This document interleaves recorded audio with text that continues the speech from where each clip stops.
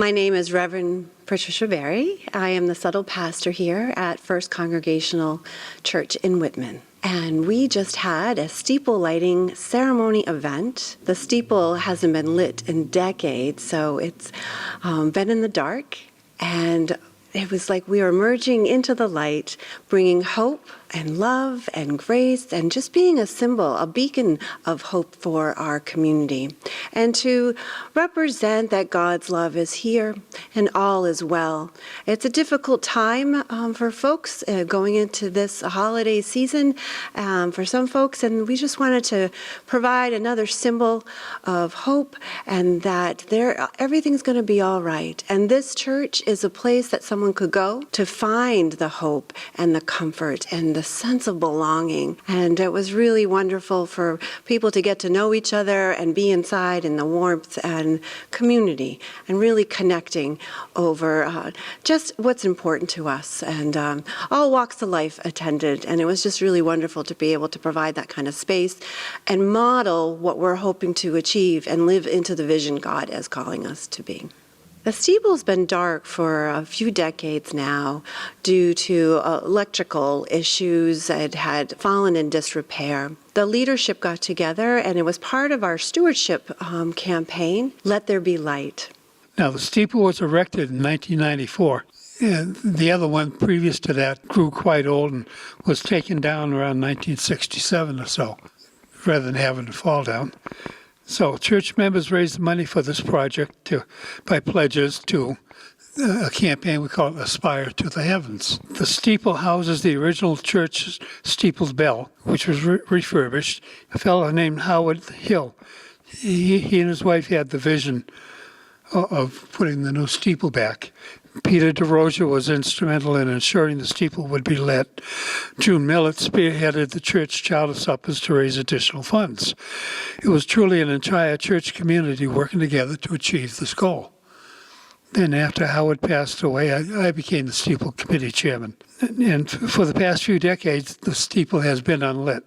Repairs have now been made to the lights, and it's lit. And so a lot of effort went into refurbishing the steeple years ago and the effort to light it up. There was still a lot of effort today to make sure that this light is shining.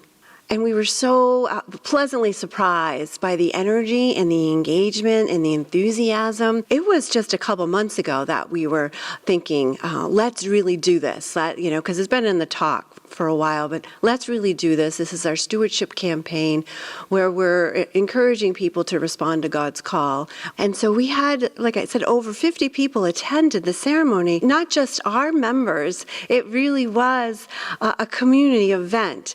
And if we had more time, I think we would have had even more people attending. And it was a beautiful night. It was clear and dark, and so we lit everyone's candles and sang This Little Light of Mine, which most people know the words to, so it was a cappella, and it was really beautiful. So I think it met the goal for community engagement. It met the goal for what we want to accomplish as a church as we go forward. And a lot of engagement on social media, too. I think it was our the post that received the most engagement in recent months. So I know there's a lot of interest in the church and the story and the history and just how we're re-emerging into the future. May this light be a beacon of hope for everyone during these challenging times in our country, in the world, and locally. Going into the Christmas season, we have our Advent services starting off with the first Sunday of Advent is this Sunday, and it is called Hanging of the Greens, where we're inviting people to help decorate the church. We'll be singing and reading scripture and talking about the symbols of each of the elements, whether it's the Christmas tree or the Advent wreath, and we'll be lighting candles on the Advent wreath. And each Sunday after that, we'll be walking to Christmas, encouraging more light into our lives, encouraging more space for Jesus and the Christmas season to enter our lives, to make more space for hope and peace and love, which is so needed today.